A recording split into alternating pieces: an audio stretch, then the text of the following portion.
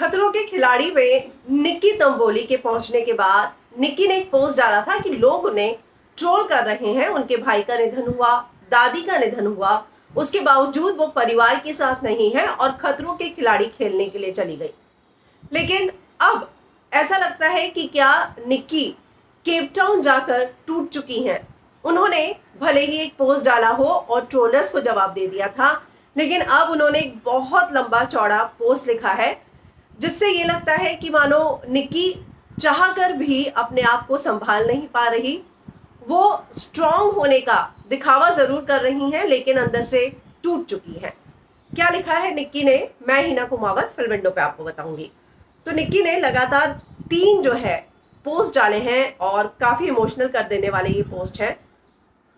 वो लिखती हैं कि मैं अपने भाई को याद करके रोज रात को रोती हूँ।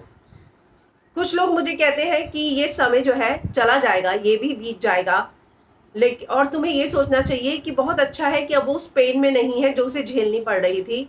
वो अब और बीमार नहीं है और अच्छा हुआ वो चला गया, अब वो जहाँ है बेहतर जगह पर है।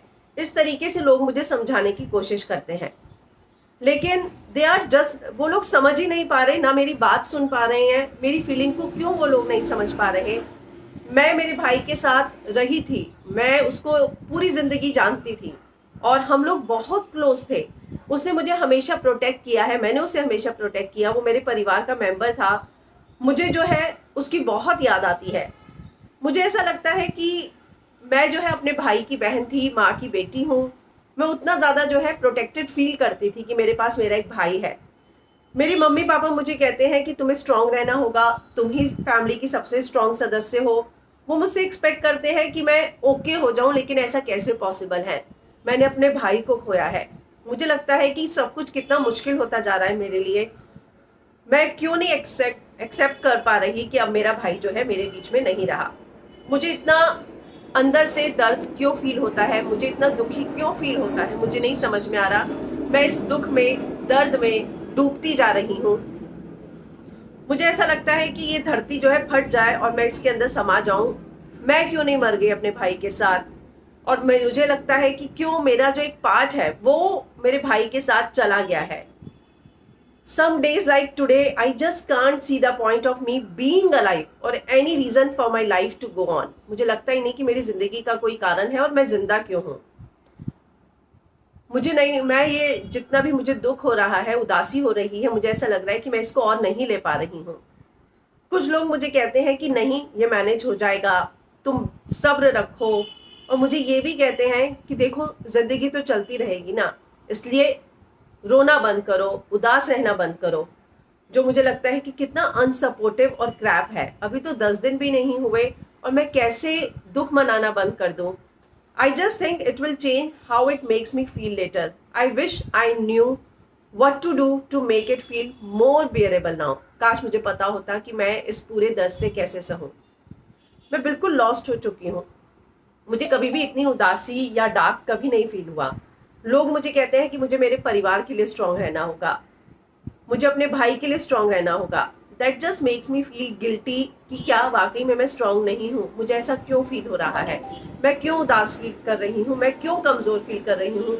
जब मुझे लोग कहते हैं कि मुझे स्ट्रांग रहना होगा और मैं स्ट्रांग नहीं हूँ, तो ये मुझे बात और गिल्टी फील कराती है। मुझे लगता है मेरा भाई ऐसे क्यों जा सकता है, मुझे छोड़ के कैसे चला गया, वो अचानक ही ऐसे कैसे चला गया। मैं सच में इस बात को बिल्कुल एक्सेप्ट नहीं कर पा रही, ना मेरा दिमाग ये बात एक्सेप्ट कर पा रहा है। उसने कभी किसी तरह की मदद मुझसे नहीं मांगी, उसने कभी मुझे परेशान नहीं किया। वो एडमिटेड था हॉस्पिटल में और फिर भी इतना काम रहता था, किसी तरह की स्पेशल केयर की उसने डिमांड नहीं की। वो हर चीज से थक चुका था, but he wanted to live his life and just not die. लेकिन उसके बावजूद वो जीना चाहता था, मरना नहीं चाहता था। मुझे ऐसा लगता है कि वो मुझसे बात करना चाहता था, लेकिन वो मुझसे बात नहीं कर पाया, कनेक्ट नहीं कर पाया कोविड की वजह से। ये सारे सवाल जो है मुझे अभी भी डराते हैं। हर रोज मैं इन सवालों को सोचती हूँ। मुझे लगता है कि he left us without having a conversation. वो बातचीत किए बिना ही ऐसे ही चला गया। कई बार मैं सोचती हूँ कि डिप्रेशन जो है वो अनसीन है, अनहर्ड है। It is the pain that is too much to cope with, too hard to deal with and never understood. It is something you can't escape. No matter how hard you try, it always swallow you again. तो निक्की जो है खतरों के खिलाड़ी के लिए पहुंची है। जाहिर सी बात है, ये एक ऐसा गेम शो है जिसके लिए आपको बहुत स्ट्रांग होना होगा। लेकिन निक्की का कहना है कि 10 दिन पहले ही मैंने अपना भाई खोया है। मैं कितनी भी कोशिशें कर लूं, लोग मुझे कितना भी कह दे, मुझे अभी भी मुझे ऐसा लगता है कि मैं टूट चुकी हूँ। ये जो गम है, उदासी है, इसको मैं बर्दाश्त नहीं कर पा रही। मुझे कोई ऐसी शक्ति मिले जो मुझे पता चले कि इन सारी चीज़ों से उबरना कैसे है। तो एक बात तो तय है कि निक्की अपने वर्क कमिटमेंट के चलते गई ज़रूर है, लेकिन उनका दिल और दिमाग अभी भी अपने परिवार के साथ है और इसी चीज़ को उन्होंने अपने इस पोस्ट से बयां किया है।